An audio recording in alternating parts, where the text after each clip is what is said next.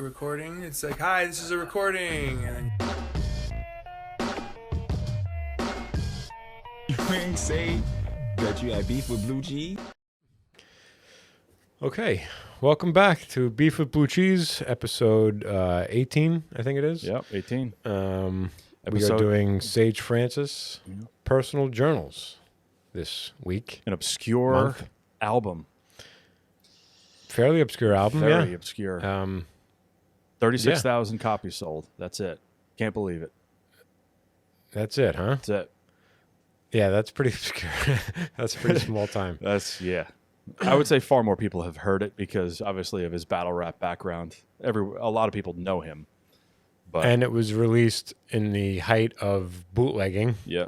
like, What was it? Was it 2000, 2001? early 2000s when Yeah. everything was, being stolen off us. So Yeah. definitely a lot of versions of this, a lot of copies of this were stolen.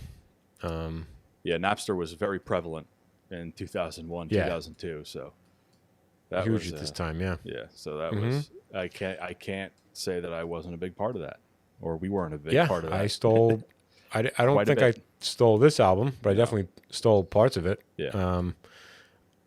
Yeah. So I have a pretty interesting, not interesting. Nothing about me is interesting. I have a very I don't know, storied, not even storied relationship with Sage Francis. Like my introduction to him came way later than most other rappers that I'm into.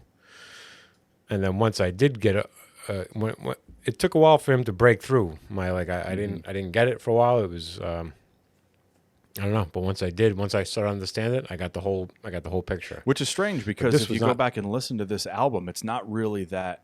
I mean, certainly an underground release. I mean, you can tell, Yeah. but it's not that far off from what an underground record at that point would be. It's not really No. that different.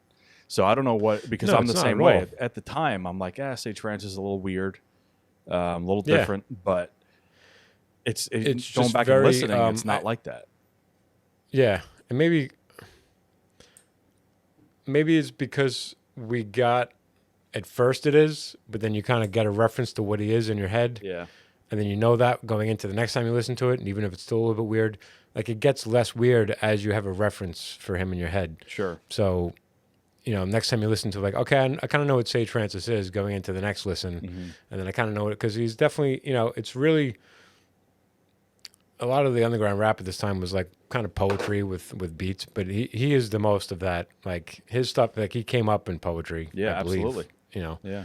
and his stuff really is like he loved hip hop music, obviously, and that's kind of like, but it's definitely even different than it's more emo than Atmosphere. It's like it's the Yeah. they would probably hate to hear that term used, but it is. But yeah, you I know? mean, it was So- kind of my first reaction to Aesop Rock too. When I heard the album Float, I was like, okay, this is different. And some songs did resonate with me, but most of it was like, okay, at the time I didn't really understand it and I didn't really get into Yeah. it. Would say I would get into this far more than I would have gotten into Float. Like listening At the back time. again, yeah, certainly, yeah. This is far more mainstream than that would have been. But yeah, I mean, But you didn't though, like because No, I certainly didn't. You Not heard at some all. of this. Yeah, What? not at all. And yeah. So the first Sage song I remember loving was Makeshift Patriot, which Yeah. I think was just like a single. I don't know. Or no, it was on one of his mixtapes, I guess. Okay. He had like all the sick of waiting tables and sick of sickly business. He had like all Yeah. those like it's funny all the like the kind of underground rap Atmosphere. Aesop never did it, but Atmosphere had the line of mixtapes that were the Sad Clown thing, and then B Dolan has Yeah. he's got a House of Bees. He does a bunch of House of Bees mixtapes, and I love that aspect. That's like to me. It's impressive. These guys were putting out an album a year, then they would put out an album like a mixtape to tour on. Yeah, I mean, you're selling the mixtape to kind of live off of on tour. Yeah, right. I mean, that's kind of And what I guess Atmosphere did. Yeah. I feel like the idea behind that was like they were using a lot of samples and stuff that they couldn't really put on a release. Yeah, so makes they would sense. just sell it. Yeah, Mm-hmm. that was how I always took it. Yeah, I mean, honestly, So I knew of Sage Francis, but Copper Gone was probably the first time that I really started listening to him. I mean, that's like what, Yeah. 2010s, 2011, 2012, something like Yeah, that. it was late. So that was a while back. that was a long Was that time his? after. That was his. God, I mean, was that his most recent release? I think that was his last like solo, because he had a couple like Beard Men albums. Yeah. But I only remember that so. because I was reading like some Kurt Vonnegut books at the time, and he has a song about it Vonnegut Busy. Yeah. So that was literally just listening to that. Oh, really? 2 hours ago, I was listening to that. Yeah. So that's I just came up in a playlist. Yeah. Yeah. So that's like where I vividly remember him, but I don't remember anything prior to that, except for this album that I re-listened to after listening to that album. And I'm like, wow, why didn't I listen to this at the time? It was one of those things where I was like, I would have liked this, but for whatever reason, I never got into it. Yeah, so I had a similar thing, but a little bit earlier. So I had "Human to Death Dance," was my album where I heard that the first time. But he had a bunch of records, a bunch of releases before that. Yeah, he was on Epitaph before he started his own record label, right? Or maybe the record label came before so Epitaph. it's funny because this Personal Journals, they have it credited as Anicon. Anicon, okay. Anicon. Yeah. But then I guess he got ownership of this because now it's listed under Sage Francis, Strange Famous rather, his own record label. Yeah. So I guess they I guess once eventually Anticon he got probably the rights disbanded, to maybe they just gave it to all the artists, kind of like kind of like what's it called? What was Aesop's record or record label? Was it Epitaph? No. No, the Def Jux? Def Jux, yeah. So they probably did the same thing. Right. Yeah. So, I mean, just real quick, like 2002, Personal Journals, and then, okay, so actually, I'm just finding this out now. I'm just realizing this now. So Hope. So he had a group called Non-Profits, which was Joey Beats. Have you ever listened to that album? I have listened to that. Yeah, not that's recently. Great. Yeah, I have listened to that. Yeah, that's a great album. But I always thought that came out first because when I read the story of Non-Profits, it was that him and Joey Beats had this group, Non-Profits, and then Joey Beats got an offer to like make music on a much larger scale, and he took that, and then Sage Francis started making solo music. So I would have always thought that his solo stuff came after all of the Non-Profit stuff, but I'm seeing now that that's not the case. So no, yeah, there was a healthy No, I was going to say a healthy distrust. Go ahead. Go ahead. No, you go ahead. I'm just reading off his discography because it's interesting to me. Oh, okay. Where I was at this time, like, so that was 2003 was Hope with Non-Profits. 2005 Healthy Distrust. 2007 was Human to Death Dance. So that was where I caught on to him. I actually went to go see him live a couple times that year, and then I started going, and then I went back to Personal Journals, and actually I love the mixtapes, the Sick of mixtapes, were really like some of the stuff is what hit me the most from that.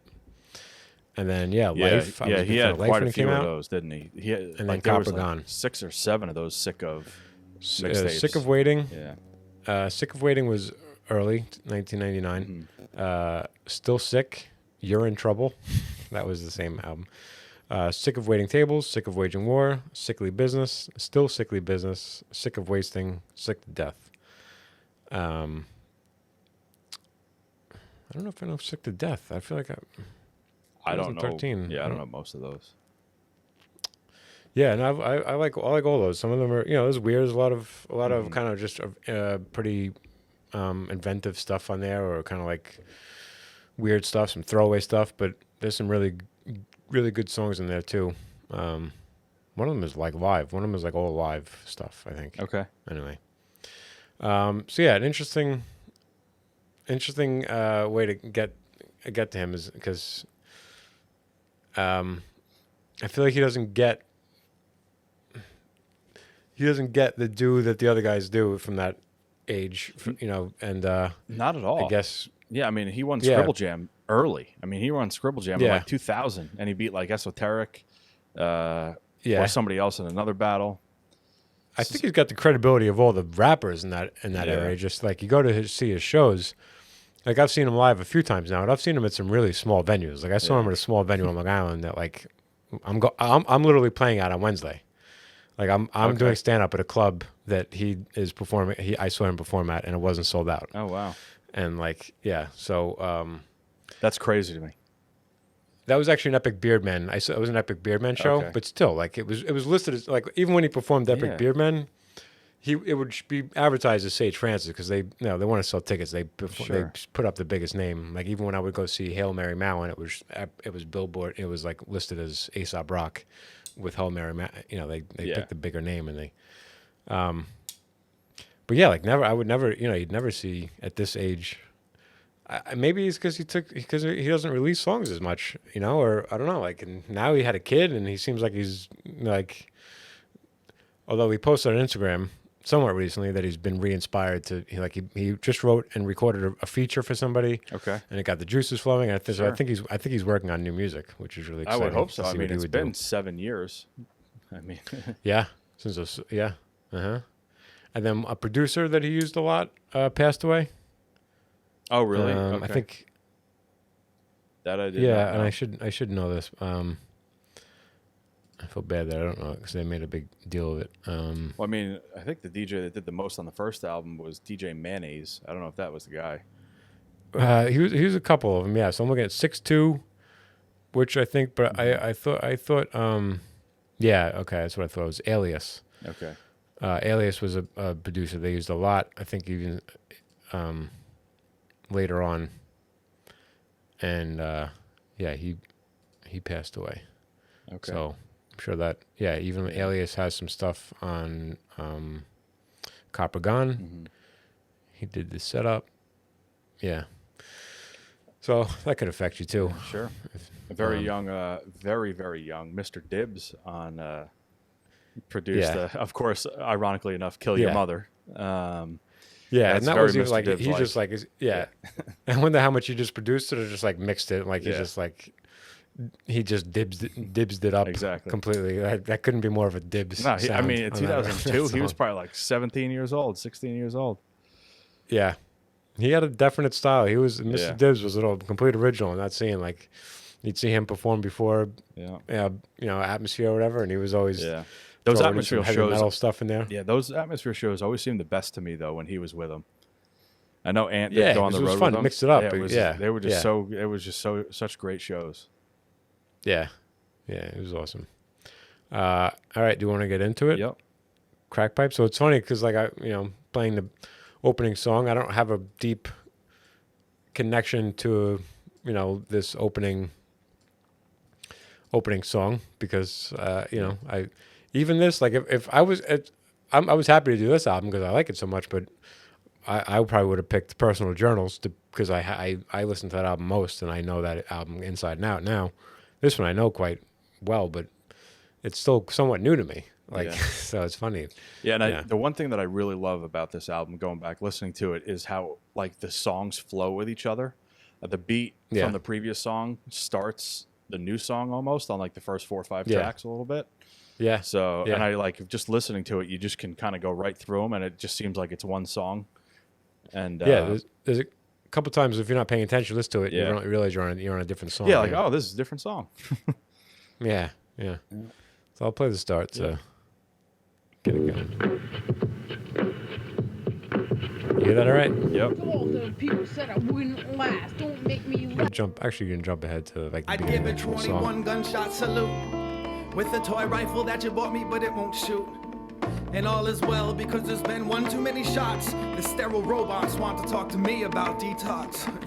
Stop the presses. There's been an update delivered via 1:30 a.m. phone call when an only half informative source talks discreetly. Meet me at the family room on the side of the intensive care unit. Immediately, I'll carry you to the siren so loud can't hear my music. Keep free of negative thoughts. Everything will be fine. We all assume that it would go back to the way things were. That it would go back to normal soon. So if that's the first time I've ever heard St. Francis. That's what he sounds like. Yeah, pretty deep opening track. I mean, you got the double. Yeah. Yeah, you have the double meaning with the crack pipes. I mean, growing up in what sounds like a pretty terrible home, where Right. they were cracking pipes to his actual crack pipes of people smoking them. So, Right. yeah, I mean, there's a couple lyrics that I was thinking of just in that first song that really kind of hit home. Just right where the lyrics that you picked, meet me at the family room at the side of the intensive care unit. So like someone's in the hospital, like that they OD, and then he's talking about the sirens after that, like the sirens outside of his house all the time. So Yeah. just a really interesting first song. Like commonplace, like Yeah. as like it's so common to them, you know, like yeah. Yeah, his voice is so different than anybody else. Like, and I think, you know, maybe that takes getting used to, but yeah. There's, I mean, the imagery and the poetry on this album straight through is like this. He writes like nobody else. You know, he's 100% Sage Francis. This song I love. Different. Yep. Nothing at all. Oh my God. Serve ice cream to look at these.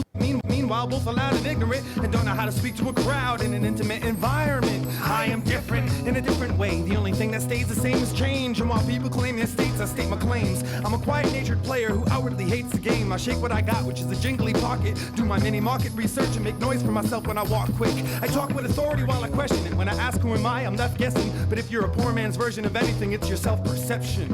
I am different. How different? So different. How so? So different. In a different way. He's very funny too. And like You could tell. the way he approaches like dissing people is like very smart, very elevated. You know, Yeah, there's a lot of wordplay seems with it as well. Yeah, and he just seems very judgmental. Like I saw him once, and he like every time I go to see him, it was always like him and B. Dolan. You know, I was like hanging out just in the room, like just like hanging around, like just watching the opening act. They would watch the opening act in the room with everybody, Okay. and like they were just hanging out once, even in between acts. And he had always said somewhere on social media that he wanted to try stand-up comedy. So I asked him, I said, when are you going to start stand-up? He goes, I'm looking for, he goes, he actually said that, he goes, it's hard for him being known in some circles. He feels pressure to be really good to start. He goes, I need a place I can do it in secret and fail first, and then I can start doing it, for real. Yeah, it makes sense. But yeah, but he never did it. And then, so I've seen, it's funny because I've hung out with him in the back of the room a few times, and it's always very weird. I always want to be like, show him respect. I don't want to talk to him too much, but it's like, but you're right there, like you're so accessible. Like You're standing next to me. I'm like, what do you think's going to happen? I mean, if you don't want to talk to anybody, then don't stand next to me. Yeah, and then I told him in his live he always talks about don't stand still, like give me energy for the show, like don't. He's very critical of a crowd that sucks, like. And so once I told him, I said, listen, if you see me kind of just standing, not doing anything, leaning against the wall, I said, I worked all day. Like I have a hard job. My feet are tired. I said, I love your music. I said, please don't take it as an insult if I'm just standing there enjoying your music. I said, I'll be nodding my head. I said, but I apologize. I'm not the best audience member. I said, I'm very tired. If it was socially acceptable to bring ice packs and put them all over my body while watching it, I would be doing that right now. Yeah. I want to be like, I feel like you, a man in your body, like you could understand how I'm talking about you. I know you're tired. Look at you. You look tired. Yeah, you look exhausted all the time. But that's the thing. Like when he was on stage, like there's nothing. Like he puts on a full show. Okay. Like he brings props and there's a cape and he acts out things and he puts on a show. He's one of the most fun people to watch perform. Yeah, for sure. The one line in here that I think what you're talking about. So the Lady Luck line, like really funny. Okay. That I think you played. Did you play it? No. It's long. I'm not going to read the whole thing, but yeah, read it. No, I was going to say Lady Luck is a greedy bitch with itchy palms, and in case of the gimmies, but I've got an Audi. If she's got an innie, I'll clean her pipes and sweep her chimney. It's just such a funny line. Yeah, that's good. Yeah. Personal journalist. So I mean, he went to school for journalism. I guess that was where. Didn't know that. This came from. He has a degree in journalism. Yeah. Where do I want to start this at? 204.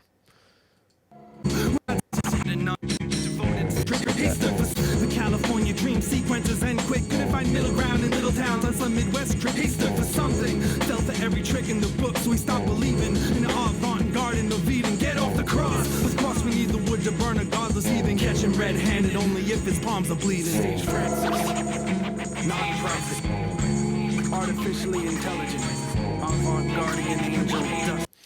He does that a lot, like avant-garde angel. Like he'll take a word and he'll extend like that. He'll take the the second part of a word and or a phrase and he'll extend it to the next. He does that a lot, which I love. Yeah, I love that too. I'm a sucker for that. Yeah. Yeah. Probably because it's probably easy, like to some. Well, it's not easy because I don't. No, I don't think of it. But somebody who like writes might think it's like a cheap, like a easy thing to do, or maybe a corny thing to do, or whatever. But I can't get enough of it. Yeah, well, Slug does that all the time too. Yeah. Yeah. Yeah, turn a phrase, or you like he like what does he say, like overstand, just stuff like that. Like he changes stuff up. Kind of switching things up a little bit. Yeah, that was by DJ Mayonnaise, that's one of my favorite beats on the album. Yeah, it's if not my favorite beat on the album. Yeah. The first two were by 6'2" and Inherited Scars. This I love. This is one of the now, first did 6'2" like later become a rapper? Wasn't like 6'2" in Evidence, or wasn't he with somebody, or Esoteric? 7L. That was 7L. 7L and Esoteric. Yeah, just a number that threw me off. No, but I swear 6'2" was with somebody too. Maybe not. But I remember him being a rapper later. The power on. of the internet here. Let's click on 6'2". We sure do. Canadian underground hip hop DJ, producer, and rapper. So there's actually, if you put your little mouse over where it says rapper, there's an image of him rapping. Okay. Oh no, no. If you do that, that's funny. That's not 6'2". So it's a picture of Sage if Francis. you go to Wikipedia, and it's like it lists, like it has like a hyperlink to the word rapper, and it's the Instagram link to rapping. So it's just a generic rapper. Yeah. So it says rapping is a music form of vocal delivery that incorporates rhythmic speech, and street vernacular. Okay. Okay. So that's a good definition of. For episode 18, we've just finally got around to defining what rapping is. Interesting. Maybe I'm just thinking of that. Vaughn Robert Squire. That's his name. Why would you ever change your name from that? From Canada. Yeah. No, I don't know. Yeah, he rapped a little bit. I don't know if that's how you would know him, but I know the name, but yeah, maybe from other stuff. This song kind of like made me. This I thought this was. I don't know what I'm trying to say. I like this song the first time I heard it, and it seemed like, oh, this guy can really write. Yeah. Like personal stuff. What's next? Inherited Scars? Really, is that what it is? Yeah, this is really personal. Yeah. Really, I don't know, touching is the right word, but. You dropped anchor in a place where dreams go to die, and keeping your ass indoors. I'm asking for you to stick it out and see things through. You're asking for me to zip my mouth and keep it just between me and you. Just between me and you. Just between me and you. Just between me and you. So that's what I'ma do. Just between me and you. Away from my cue. If I could have been there from the beginning, if I could be there right now, if I could promise to be there when you need me, would it raise an eyebrow? How would your body be different if I still drop off of visitors in my place to put a smile on your face? Could I erase your body language, telling you it's all been said before, or change the words you wrote, exchanging your scars for my metaphors and add them to my collection while smiling? Next time you wanna paint with razor blades and need a canvas, use my skin. If I could have been there from the beginning, if I could be there right now, if I could promise to be there when you need me, when you need me, when you need me, give me a shout. There's a lot of that, but that was that saxophone. Yeah, I the guess? saxophone that's just killer. Whew. Yeah, I mean, you put that in a song, I'm hooked. I don't need anything else. Yeah, all day long I listen to that. Yeah, I swear I've heard that saxophone somewhere too. I can't tell you the amount of time that I've been scrubbing through my music to figure out where that saxophone's from. What that is? I've heard. I know it's from something. And it's got to be a sample. Yeah. I don't imagine DJ Mayonnaise in the studio playing the saxophone. No, because it took me forever and I couldn't find it. So I looked and I'm like, all right, so there's got to be a saxophone player. There's no saxophone player on the record, so it's got to be a sample. So I swear I know it from somewhere. There is a website, and I forget what it is, but there was a website that had like literally every song that had been sampled, where it had been sampled, like if it gave you, and I can't remember what that website is. I bookmarked it 20 years ago, and I don't know where it is now. But it'd be interesting if this album made it to that. Yeah, I don't know about that. At 36,000 copies, I don't know if it got out that wide. But that beat just I remember that beat forever. Yeah, it's just. I think that's what opened it in. But then even in the opening line, so maybe I'll play that because I do love like this kind of sets the tone for it when he's talking to his sister, I guess. Yeah. I want to show you something, she said. As if I had built up enough trust in her to the point where she could show me the type of thing that she had at first introduced by saying she wanted to show it instead of just showing it like look. And I don't feel like looking like the uninterested type. So I say, alright, show that shit. With a little bit more respect and reservation. It was my sister, for Christ's sake. Well, there you go. Show that shit. Yeah. Oh, with a little more respect. It was my sister, after all. Yeah. So to me, that idea of like somebody having to tell, I want to show you something. It's like when somebody says I want to show you something, it's like, oh, this is gonna be a big deal. Like because if it wasn't a big deal, you would just show it to somebody. Yeah, you just show me. I want to show you something, and you're like, oh, buckle up, something's coming. Yeah. Like, yeah. This next song was apparently a single off of the album. I don't know how you get. Yeah, I don't know, because that was like on the website on the Wikipedia. It says this was the single. This is almost this is almost a Nas sample. I'll have to listen for that when I play it. And right, as you say that, I can't picture it, but I'm gonna yeah. Let me listen for it. Climb trail of the stoop, the hood, the mountain range. Shut these from the hood of tough luck. Yeah, if these walls could talk, they wouldn't shut the fuck up. Jump in your pickup truck and drive from the mountain range. Yeah, I can kind of hear that. Yeah. Cut your losses, die young, count the change. Is it the Firm, maybe? These clouds look lovely. Smoke signals manipulate themselves above me. No symbols are below me enough to overlook. I know you read my every move. I wrote the book. Mine not the blemishes that's on my premise. Endlessness is my to be continued. Noticing nervousness in my footnotes when being interviewed. Shaking uncontrollably. How you doing? Not bad. How about you? Brought it right back to me like what you been up to. I don't talk to freaks. I even ignore my neighbors who live down the stairs. I walk the streets and they don't know that I'm famous in 2,000 years. So I say shit loud in their ears and spit a wretched verse in their. That's another great beat. Who was that? That was Gel made that beat. He had a lot of people on this album. Like as producers, yeah. Yeah, it's like 7 or 8 of them. It's funny. You'd think at this part of your career, you're just hooked up with one person. You hook up with one guy and just like, all right, me and you were making an album together. But now, I mean, I guess but it's like the same people over.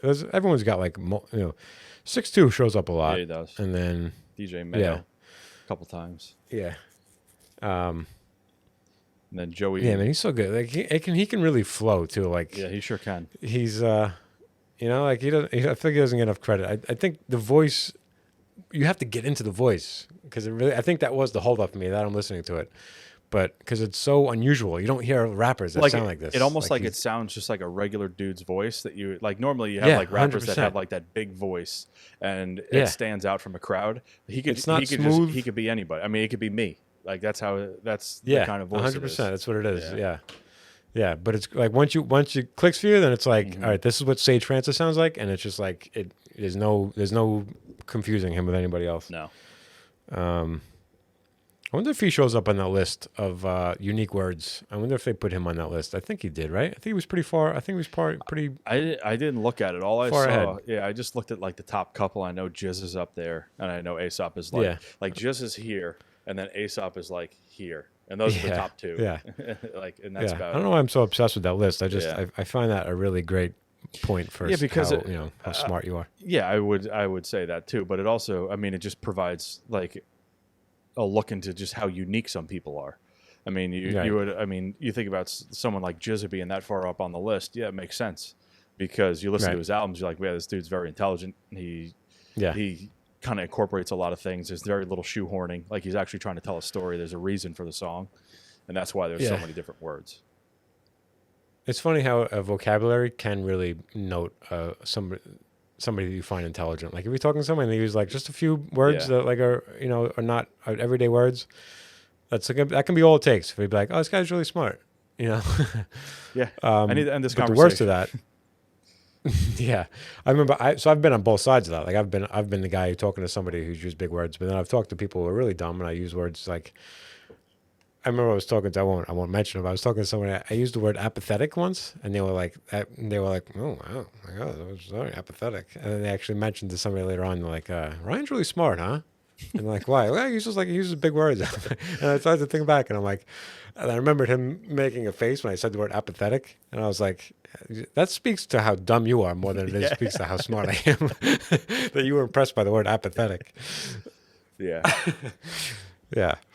But my grandfather used to try to use big words all the time and incorrectly, and then nothing makes you sound stupider than when you're using words incorrectly. It's like, you're better off just bring it down a notch to where we are, and you'll sound better than what you sound like. It's like you almost tie yourself into a knot. Like he gets to like he thinks of a word, he doesn't know how to use it or what it means, and then you say it anyway, and it's then like Mike Tyson. Yeah, and then you just start getting all anxiety ridden, and then you just get yourself into more trouble after that. No, but he would never even have that much self-doubt. Oh, like okay. he would just like he would never know that he said the word incorrectly. He would just go on without his day like, yeah, man, I nailed that one. Nailed that. Yeah. All right, Broken Wings. We're going to start this at 9 seconds. That's important. She's a fairy with broken wings. I used to watch her perform, and if she hears me, I hope she sings songs that had me going right back. Couldn't find anyone in town to talk about how no one like that should be confined to the ground we walk. She glides, but it seems like she floats, and these folks decide to crush her wings until they're permanently broke. She'd ride gusts of wind just by the way she spoke. She cries, but loves to sing songs of freedom and hope on the east side, hustling, discussing things that we quote in shallow conversations as if we have deep throats. We choke on our confusion, not sure if it's a heat stroke or if we need coats. Trading in our cheap jokes for her C notes. I see notes being passed to ask to see what these creeps wrote. Thank you. I love that beat too. That's so funny that you just said that. That you just said that line about your grandfather, because that, I mean, he just kind of calls that out a little bit in shallow conversations as if we have deep throats. That's, I mean, it's that's very similar. Yeah. This is like, it's pretty boom bappy, you know, like some of the drums are really kick on this, which on first listen, you don't think about. Yeah. I mean, this is as good of a first 5 songs as you're going to find in a lot of albums. Yeah. It's great. Yeah. I think the front of this album is better than the back of the album. Like he had I way too many think it takes songs. a dive after that. Yeah. Yeah. Yeah. Not that they're not terrible, but the good stuff is definitely up front, to me. Yeah, towards the end, it's kind of just like a lot of poetry, shorter songs, like almost spoken word type things. It's not really... Kill Your Moms is not a song. No. It's,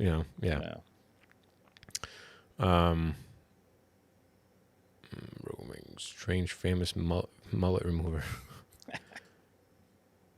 Closing out our feature for you now. I wasn't even going to play any of this. This is just... You guys call me. Yeah, you get the idea what that is. Smoke mirrors at 30 seconds.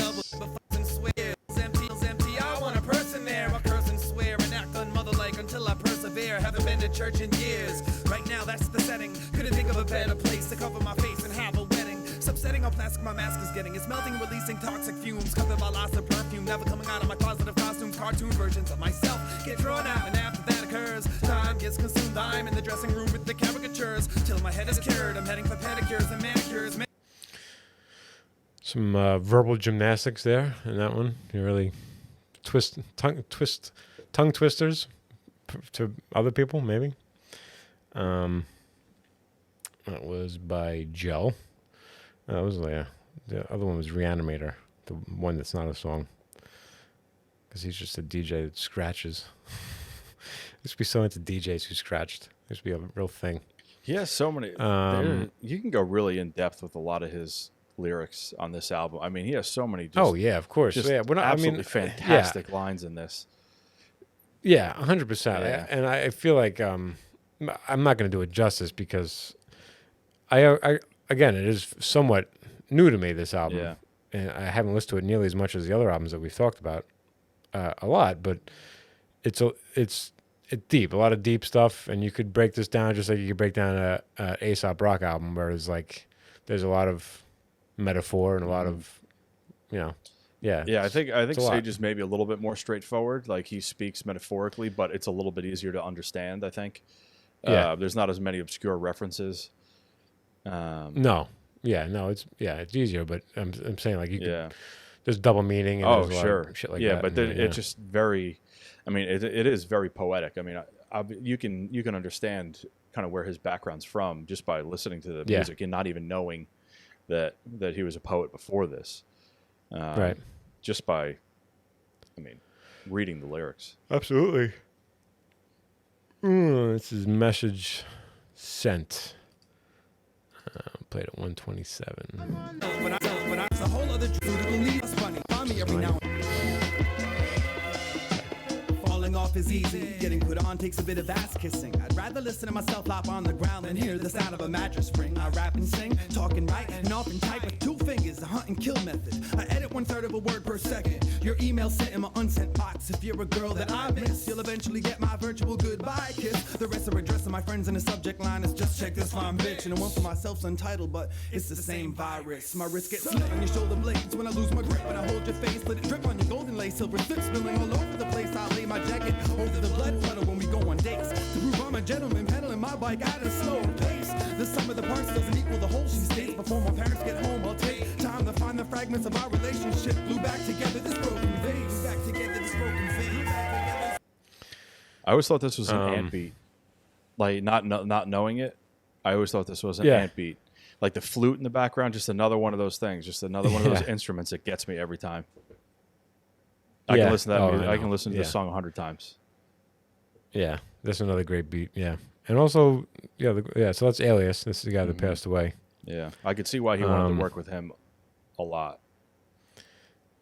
Yeah, and even like the piano Yeah. on that too. Like the piano is great on that. Yeah. Yeah, he talks about love a lot and heartbreak a lot, and that. Yeah, this was. I feel like another, Kill method. I edit 1/3 of a word per just he paints a picture of the hunt and kill Yeah. method. Him typing, like he's just picturing like pecking. Yeah. He edits 1/3 of a word per second. Yeah.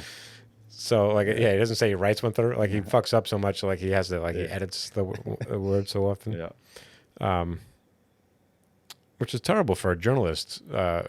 Some of the journalism background to be such a slow typer. Like not good. I don't want to type fast in that, homeboy. He's a longhand guy. Yeah, maybe. Eviction notice by Odd Nostum. The beat on that. Let's jump to 229. Close enough. behave while practicing my goodbye way. Should I stay after planning my escape routes and shouting out? Is there a lifeguard in the lighthouse? To the rescue bottle, mouth to mouth between her lips. She sips. She needs a fix more than she knows. A friend's a bitch, and there's a note on the door. Eviction notice. Fun times, fun times. So that's where it gets a little weird. Yeah. Mr. Dibbs could have easily produced that one as well. Dibs, yeah, He could have 100%, yeah. Who is Yeah. this? Who did that one? Another, probably a different person. Odd no stomp. Yeah, well, I want to actually While practicing my firm handshake hair. You're leaving. I'm There's in some- the house, y'all. Yeah, I'm in the house, y'all. And ain't no little piece of paper gonna kick me out, y'all. I'm in the house. I'm in the house. And ain't no legal separation gonna kick my ass out. yeah, I don't know why I didn't pick that to play the first time. That's my favorite part of the song when I'm in the house, y'all. He takes I like that when he takes hip hop things and he makes them very like everyday thing. Like I'm in the house, y'all, but then he talks about like He's literal, like I'm a literally literal house in and the like, house. Yeah. Yeah, I'm in the house and they're just trying to kick me out, but no, I'm Yeah, so he's talking about being evicted, but like it's not actually eviction. It's whomever he's with separating and trying to divorce him. It seems as though is what it really is about. Kind of both. Right. Yeah. Yeah, exactly. It's only kicking him out. It's a personal eviction. Yeah, I'm yeah. evicting you from yeah, my it's my I don't life. want you in my fucking house anymore. yeah. That's the eviction. Yeah.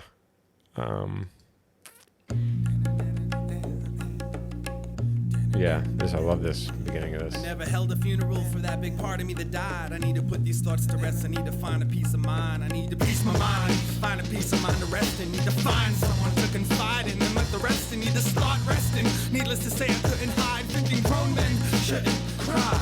Had I known then what I know now, had I thought now what I knew then, I might still be human with all the little stupid fixins. As I fix sins and vixens, Vic souls, stitch clothes for the characters they played and switch roles.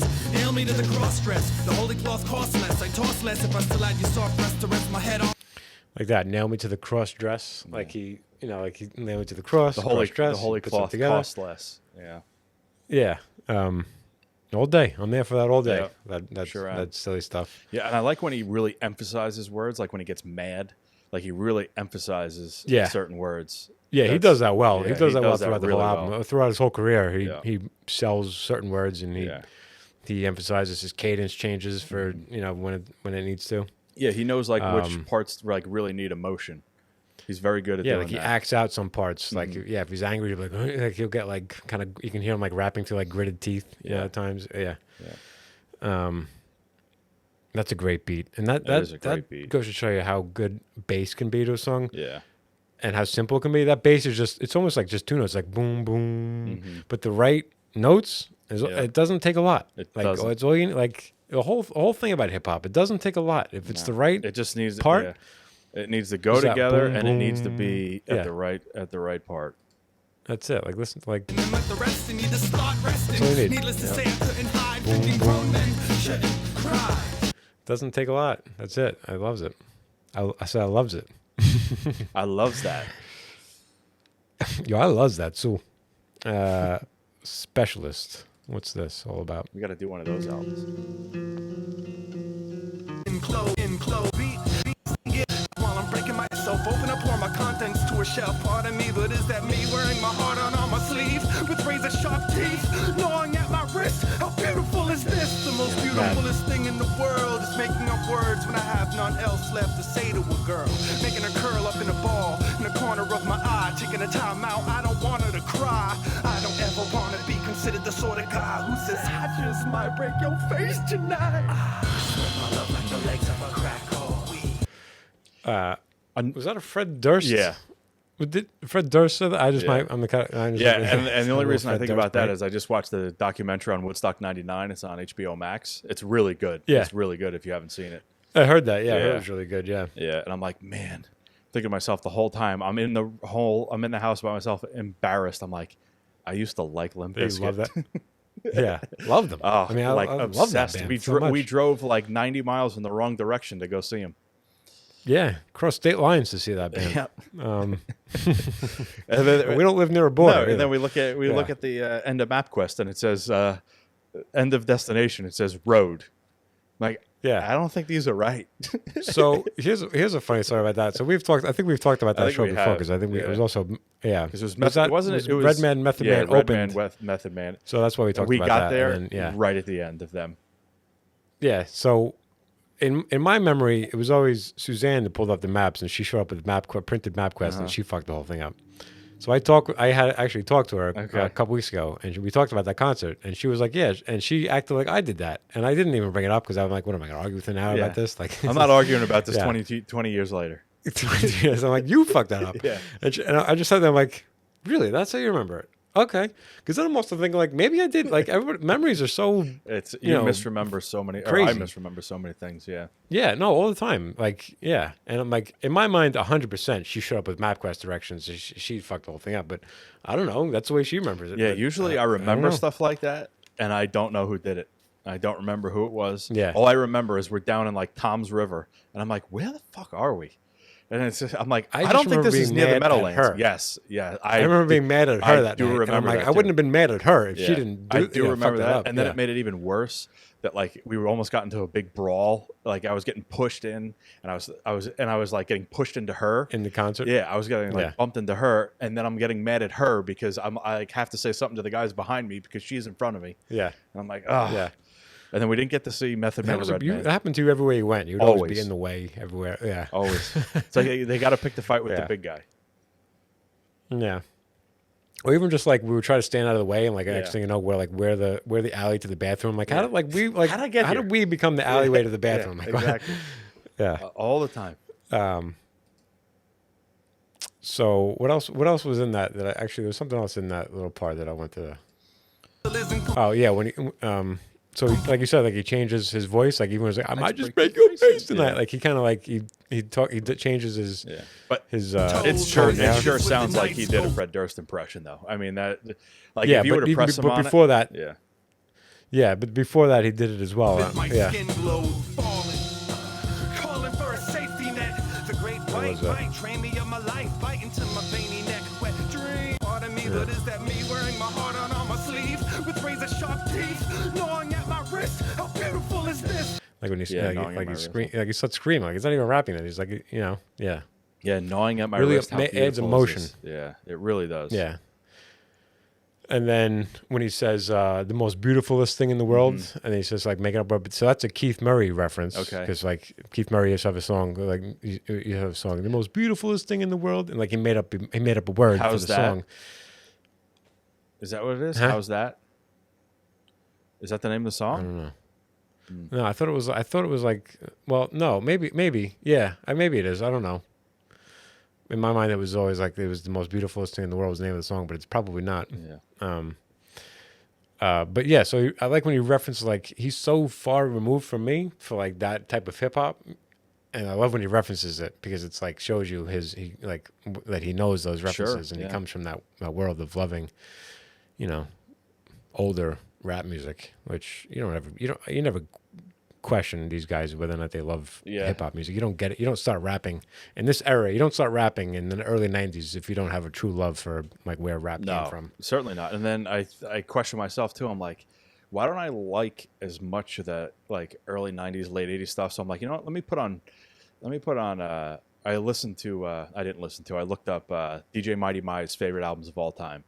So I'm like, okay, so let me see. So he has Public Enemy #1. I'm like, so let me listen. Yeah. I've never listened to it in my life, not once. Yeah. And so I'm like, let me listen to it. And I listened to it, and I'm like, okay. I'm like, it's good. Right. It's good for what it is. But then I'm thinking like best albums of all time. And the problem is that I think it's all a frame of reference. So like when he was probably growing up, this was it. This is like the golden The record. start of rap music. This is it. Yeah. Like, and he just thinks of that as like the greatest album of all time. And then you listen to it, like you talk to some of the '90s kids and they're like, oh no, Ready to Die is the best album of all time. It certainly is like kind of, even if you listen to hip hop and have listened to it your whole life, it's kind of like right when you were introduced to it is those are the best albums ever. Absolutely. Yeah. You can't get away from that. You can't distance yourself from that. I never loved Run DMC. To me was always terrible. It sounded like kids rapping. Like it was very elementary raps, but that was where it came from, and I always respected it.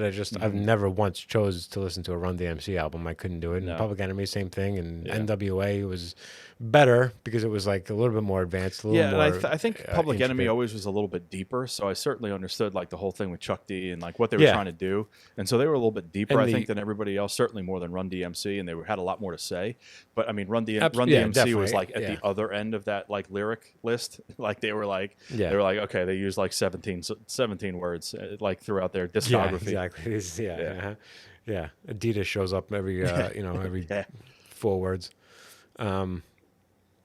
Yeah, Public Enemy was definitely different than that, but still before my time, before my introduction to rap. Yeah. So I credit like Rakim for like that. To me is like Rakim is like the earliest I can go back and listen to. And even he's like kind of before that time, but that was a style. Like he introduced a style that I think I grew to like more. Was and he was one of the guys kind of like along with Gangstar that kind of bridged that gap where they bridged it from like that kind of like 80s hip hop, very kind of basic, to certainly more sophisticated later on. Because I mean, you listen to like Don't Sweat the Technique. That's one of my favorite bass lines of all time, and like still one of my favorite beats of all time. And that was like what 89, 90. Where it was Eric B and Rakim, where they were still a group. So I mean, I vividly remember listening took so to long that. for it to yeah. But even like you said, even the rhyme style was Definitely, yeah. To me, more elevated than what came even after that. Certainly. He was so before his time. Yeah. Yeah. I'm really proud of us for bringing up Eric B. and Rakim during a Sage Francis episode. I We feel did it backwards we've this time? Yeah, yeah.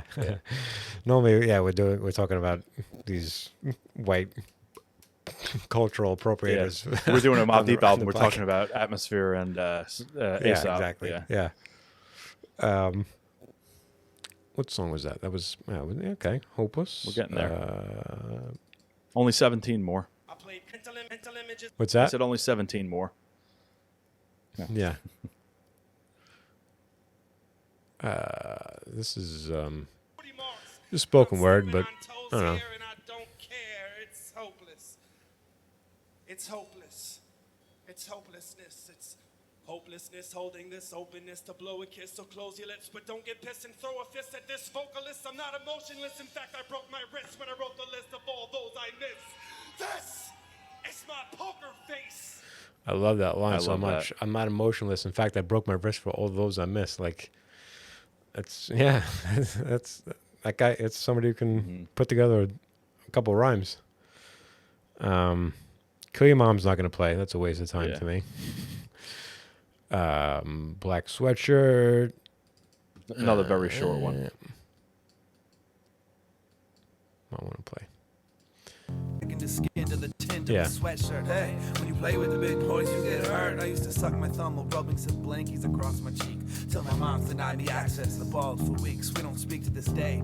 I came to terms with my fear and loathing. Now I wear this clothing like it's an extra layer of old skin, afraid to shed tears in the fabric from years that I had it found abandoned on the stairs to the attic, collecting runaway skin cells, absorbing memories, spent to hell and back, dragged through the dirt and even worn by enemies. Born in the 70s of the 20th century, making that distinctions for future reference in case y'all remember me.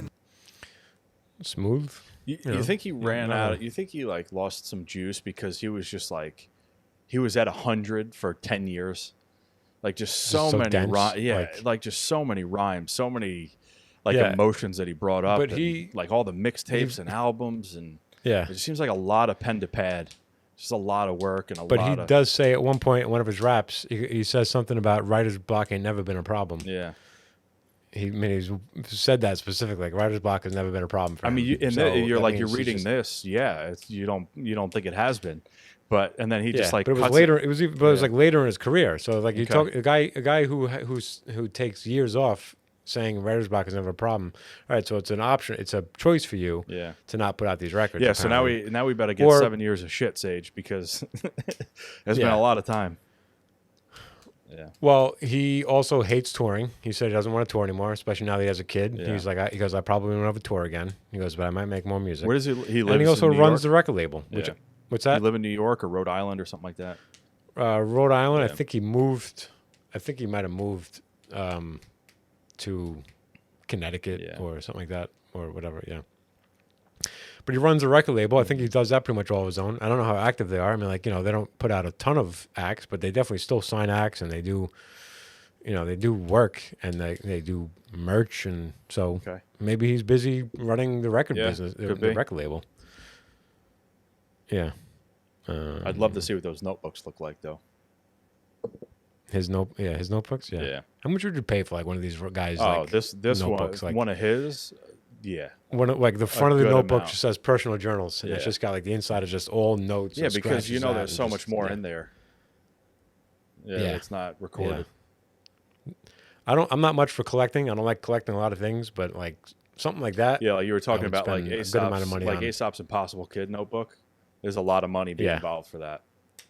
Yeah, I would literally spend probably a couple $1,000s for that notebook. Yeah, because it's a one of a kind thing. Sure. Like, probably I would spend a couple $1,000s, but I wouldn't be surprised if it goes for a lot more. I would be Oh, it priced would out go. even Oh, still. yeah, I wouldn't be able to. Yeah. It would be a lot more than that. But yeah, like what has he been doing for the last 7 years? Like, if he doesn't have writer's block and he's still doing it? What do those notebooks look like? I'd love to He's see still that. writing stuff, or I'd love to read those. Yeah. Maybe it's just a lack of beats. He doesn't Could find a be. lack of beats that he's liked. Yeah. Yeah. I don't know. See, so many new guys out there, so many like underground producers that you think he'd click with somebody. Somebody, yeah. even like Copper Gone Copper Gone was one of his best Yeah. albums to Oh, me, one of his best absolutely. albums. So Yeah. it's like one of your when your newest album is one of your best albums. But if that's the guy Yeah, that passed I away, tweeted then- it. I tweeted him when that came out, like a couple Okay. days after the Copper Gone album came out. I tweeted at Sage Francis. I said, "You owe me new speakers," because it bumped so hard. Like Yeah. I was bumping that album like so loud. And yeah, I think he retweeted it or he favored it. I remember you go. like there was some interaction where I was like, you know, Spirit World Field Guide owes me new speakers. yeah, That few Yeah. like 4-track right in the middle, like starting with Pizza Alley through whatever, Mm-hmm. Jumping Coffin. absolutely. That just ruins it. I mean, the glass is just shaking. Yeah. Plus, it just knocks so hard. Yeah. You want to turn it up, but yeah. Yeah, I mean, you go right. from This- coveralls to Jumping Coffin. I'm just like smashing stuff in the car. Yeah. Coverall's funny. I mean, we're going to talk about. Well, it happens. It's going to happen. It's ridiculous. Yeah, I don't care. This is whatever. But coveralls, I love this. I love coveralls. It's great.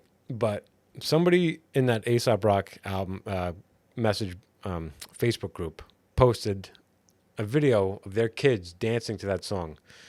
And he was like, "Oh, check out my boys dancing to coveralls." And it was so embarrassing. It was so it was so bad. And like Yeah. these kids, like so stupid dancing to this, and like it was so bad that it's burned in my memory. Like, and when I hear this thing, I literally see these two dumb kids dancing around to this.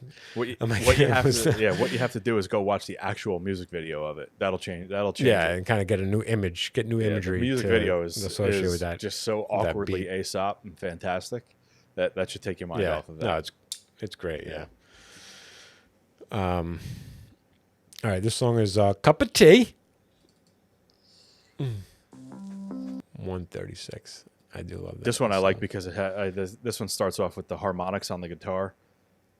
Just stupid little Yeah. things like that. I'm skipping past That's it, but- cool. Go ahead. Every kiss of death, I lose touch. It's on there. Sip the tea carefully, cause it's at the degree of separation. Tasting his forked tongue in bilingual conversation, waiting for his answer still. And at any given chance, I will sweeten low my bitter past. Let the cancer kill the small talk. Hi, man. This bitter taste in my mouth needs to get washed out.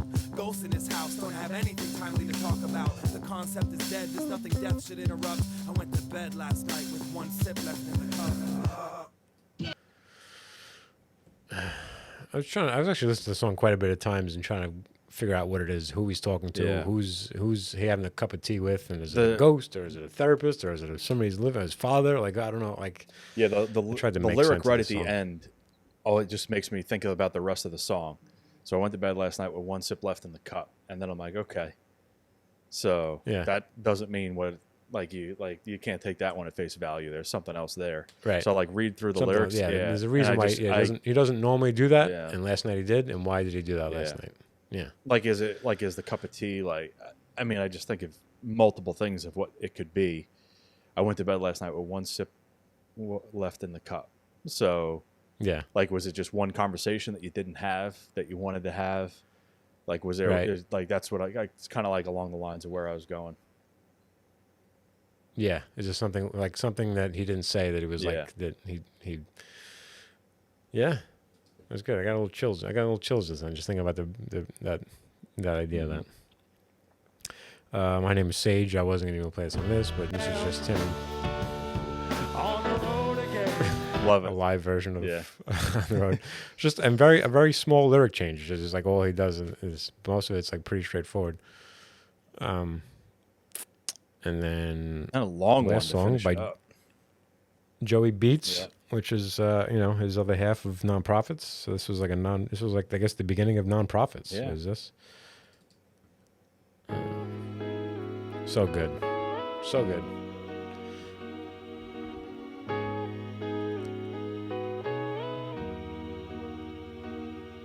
It's time to rethink every fact that is imaginable. Survival instinct dwells in a past that is uninhabitable. I happen to pull fast ones over the slow parole board who likes to speak to defanged wolves who cry sheep. Time seeps into our skin, age indicates how long we've been lost in space. I I think I wanted to jump. I actually marked a couple different starting points of this, and I think this might have been like when the beat comes in. come from, how do I know where to go? It's not where you're from, not where you're at, it's where you're going. And I am going home. And I know, state is not an ocean, not an island, not a road. If I don't know where I come from, how do where to go. It's not where you're from, not where you're at, it's where you're going. And I am going home to where? The land of the lost souls. Feeling the loneliness that really only exists in abandoned foster homes. How many images of missing kids can be fit onto a milk carton? Framed, they're starting to look the same. Starting to say his name and claim privileges as if they found him. The strangest little kid surrounding the circle of... And one more spot I thought was important to mark. I'm not sure exactly why, but a dead horse riding it through a ghost town, a move with no sound. Used to think I was invisible till they stopped me mid-stride and said, I think I seen a picture of you. Picture that. I said, nah, I just got one of them faces placed next to an expiration date that changes. I kinda look familiar. My name is on the tip of your tongue. The lost look on my face makes you play dumb. I got one of those faces next to an expiration that changes. So he's on the milk crate. Yeah. His face, he's got one of those faces that's on a milk crate. Mm-hmm. Great beat, Yeah. great rhymes, and his stuff hasn't been watered down since. He still writes the dense He sure poetry does. type stuff that he started writing. He's true to himself, through and through. Never been. I mean, sell out is one. I don't really care about selling out. If whatever, it's good music. It's good music. I don't care. But he makes the music that he wants to make. He writes the songs he wants to write, and he's like himself through and through. You think his whole career? You think he would have been more popular if he stayed a poet? Like if he just stayed a poet and became like one of But those in what, big in what circle though? Yeah, Like, I don't know. just on YouTube at this point. No, Like just like started putting poetry Yeah, on like YouTube. it became a big thing for a while. Like a lot of that spoken word stuff. Like I think he would have been like a standout or somebody that would have been more well known or really well known if he just stuck to that. But I mean, I'm grateful that he didn't. Yeah, I love because I think he picks a lot of great beats. He's like a lot of he's great in rap form. I would want to hear him as just a poet. Put out a couple So when we see him live, he would do I would some go see spoken him word live stuff. just to see that too. Yeah, he would do spoken word. Him and B. Dolan both would do spoken word. So because B. Dolan came from poetry too, Okay. I think that's where he met him was like the poetry scene. And B. Dolan's first album is really just poems that he just puts. I don't know if you ever listened to that, but it's one of my favorite records of all time. Top 10 B. Dolan's out. I mean, I don't know, top 20 maybe.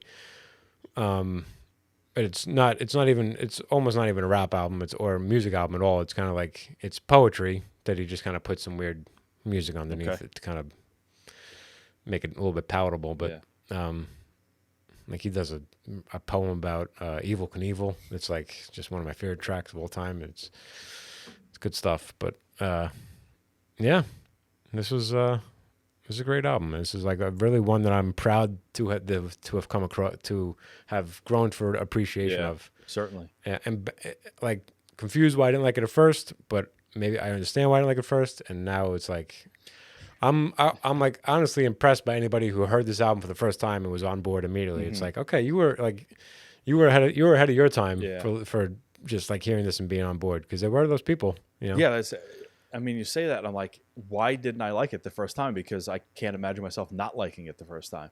I mean, you listen to the first 5 songs of this album, how could you not be absolutely hooked on this guy? Yeah. I mean, it's just incredible stuff. Like maybe I Because I was probably searching for something a lot less deeper than this. We were so into atmosphere, smooth, charismatic, like a different type of charismatic. Yeah. Kind of like, a cool guy, like, and that was just, we were so up Atmosphere's ass for that during this time that I don't think anything else was going to. Rightfully so. I mean, there was that string of albums that he came out with, or like, you talk like 3-4 consecutive albums. I mean, there's not too many people out there that had 3-4 albums in a row like that. Plus, like Sad Clown in between, and I mean, in between, certainly, which had some of yeah. I mean, certainly. If you can even, I mean, I go more than that, because I include Headshots 7 is an Atmosphere album, and that came out in between all that, and and Dino Spectrum. Yeah, it's so I mean, there's just like so much stuff. It was hard to break out of that. Yeah. But he gives credit for Atmosphere, Underground for Dummies. You ever hear his song Underground for Dummies? No. What was that on? Why did I just listen to that? And am I going to waste time finding it? Oh, because it's on. Because it's on Human the Death Dance. Okay. So he talks about. The tape deck, pause tape mix at breakneck speed, the only board. And if I wasn't hanging out in front of Fat Beast Records, I was in the factory mailing out my 12 inches. About knowing all of them are irony is dead. Days, the DJs don't I'm not gonna find it through just skipping through, but he talks about his way up in that song and how to do it. And he says when Atmosphere put me on, that's when he took off after Atmosphere put him on. I don't know in what aspect, if he opened up for him or just kind of like shouting him out, or I don't know where they put him on, because he's not on any Atmosphere tracks other than some stuff on I think Sad Clown, Bad Dub. Yeah. I think that's where I heard of 10 him or from 11? though. But I think that's where I heard of him from was from Atmosphere. So, like, I don't know if he just talked about him or he said, like, you got to go check out Sage Francis. Like, I know there's a connection there somewhere because I think that's how I got into Sage Francis was because of Atmosphere. Yeah. Yeah, I don't know the first time I heard it, but I don't know if it was at the cop shop, but yeah. All right. That was that. Can't end this though without talking about that Redman beat. Oh my God. I listened to that thing 20 fucking times in a row. Yeah, it actually made me think, do we want to do a Redman album next? Because I think he's so underappreciated. Oh, so underappreciated. Like, he is just, I mean, there's a reason why Eminem, I think, considers him his favorite rapper, or at least not like one of his favorite rappers. Yeah. Well, it's also, and you can hear it. You can actually kind of hear it in Eminem's rap. It's like you can hear that he's inspired by Redman, the kind of stuff that he raps about. Yeah, and then like you think about like I'm gonna play Method it right Man was a huge name, but them together they sell out Giant Stadium. Like friends would walk madness to me. Just yeah. So like, and Redman, I mean, they're equally as good of parts, completely different, but as a whole, those couple albums that they had together were so good. Yeah. Yeah, I actually thought about that. I'm like, would that Redman Method Man album Blackout. be an album to do? The Blackout album, yeah. Yeah, I think I mean, Redman's. I mean, like, what do you want to? You want Muddy to do Waters, Muddy Waters? I loved a lot. Yeah. And then There Is a Dark Side. Yeah, I think the one I love the most is probably. Well, we can talk about it. We'll figure it out. But probably it's gonna be something Redman related next. But I want to play this beat a little bit. This song. I need some elements, some hip hop. Let's get back to some elements and shit. Yeah. Yeah. Josh, I like that, man. You like that, man? Let's turn that shit up, man. Yeah. Lyrical wordplay for y'all. I feel good on this one, man. This is how real MCs do it, you know. Yeah. I like this shit a lot, man. Done Fiato. Rome, New York, we in the building. Check it out.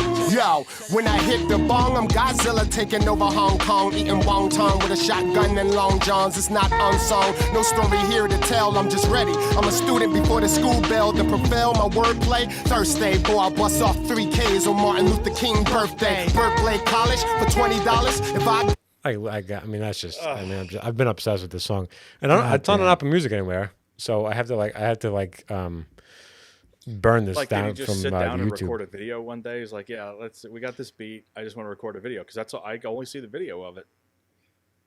Yeah, I don't think it's on anywhere. I don't think it's on an and album. And I looked at it and I'm like, what? 2014? What? 2014. What? This missed. Yeah, this completely How did missed. I miss this? It was just a moment of time where we were kind of I know I was like kind of out of Yeah, I mean, I was into more alternative rock at the time, or maybe I was like more interested in Wilco at the time. So I had like no free time. I was like 6 months into being a dad. No, I mean nothing. Yeah, you're not worried about the not worried about the latest Redman release. Yeah, at that I was point. worrying about changing diapers and whatever else. Sure. Yeah. I don't know what Dun Fiato is, but what is that sample from? I don't know. And when I typed it into YouTube, there's somebody had put in Don Fiato Redman instrumental, and I don't know if there's a version of that, but I could literally just listen to that instrumental like it was a Absolutely. That's one of the best beats. Who made I've that heard in beat? a long Was time, it and- Redman that made that beat, or does he have a producer? I don't know. Did he produce? Well, I don't know. I mean, I know. I think Eric Yeah, Sermon Eric used to Sermon. produce from him a lot, Yeah. and then I'm sure as time went by, I don't think he did a lot of his What was production. the- But his early career, he did. So what was the name of that group? What were they? When it was EPMD? no, but Eric Sermon, Oh. Redman, and what's his face? Didn't they have a group? Keith Murray? Yeah, Keith Murray. Yeah. What was the name of that group? Yeah, what were they called? All I remember is Green Eyed Bandit, but that's him. Green Eyed Bandit Can't Stand It with more Fruity fruity Loops lips, than Can't fruity Stand loops Bitch. than that to Can't Stand Bitch. I'm Googling What was the name of that group? Eric Sermon, Redman, Keith Murray. Let's see. It's going to come up and then. It probably wasn't a group. It was probably just the three of them on an album. Well, they did a Rapper's Delight. Yeah. They did a version of Rapper's Delight. Def Squad? Def Squad, maybe. Yeah, well, I guess there was like no. They probably. I don't think it was an album. Was there a Def Squad album that ever came out? Maybe it or was just a that couple songs like, that they did. And they called themselves like the Def Yeah. Squad. That was like their little crew. That makes more sense. How they all got to know each other? Because you got Eric Sermon is from Hempstead. Yeah. Keith Murray is from like Central Islip, Long Island. Yeah. My father used to arrest him all the time. Oh, really? Yeah, my father. That's my funny. father's cop car used to have a Keith Murray bumper sticker on it. What did he put it on there? Yeah, and then he was leaving to go to tour once, and my father pulled up and goes, Keith, not going on tour. Come with us. He took him away. He took him off. come on. He stopped him from going on tour. Yeah, my father. Yeah, I was like, you. My father was telling me like he was proud of it. I was like, you're a dick. Yeah. What was he doing? Just selling drugs? Yeah, and then Probably Redman from stupid- Jersey. So how the stupid three of them all got together, I don't know. Yeah. I mean, But another one Who from knows? Hempstead. I didn't even realize Eric Sermon was from Hempstead. What a just an absolute so. a mecca of hip hop. Hempstead, Long Yeah. Island. You'd never think it. maybe I'm wrong. I don't know, but I don't know. Let's go with it. Who cares? No, I gotta look it up too because I don't want our one listener to. Let's see what it says. Eric Sermon, Wikipedia. Does it say? No, it just says when he was born. Good, and nobody can fact check me. Also known as E-Dubs, Easy Eric, Eric Onassis, EMD. the Green Eyed Oh, Bandit. even better. Brentwood. Brentwood. Yep. Wow. Okay, so Brentwood and CI, you understand Yeah. why those two Makes sense. why those two hooked up. Yeah. But I feel like a lot of those guys that grew up in Brentwood, they just like hang out in Hempstead. Yeah. Which is like why, you know. Yeah, it makes sense. Maybe Parish. I remember we Maybe always Parish played was in- Brentwood in football and just got our asses whipped. Yeah. Just Yeah. no shot. Brentwood was, yeah. Yeah. That was me baseball. Yeah, baseball was too. like- It was a kid in Brentwood that showed up. He looked like he was 23 years Yeah, old. some little, yeah, it was 18-year-old Yeah, kids he- playing. he I was drove like, there. I'm like, we're 12. What's happening? yeah. All right. Cool. Well, Let's wrap it up. it's been a pleasure. It's a long one. And yeah, good. Fine with it. Yep. All right. We'll see you next week then. You a tough ass geezer. Give you props for that.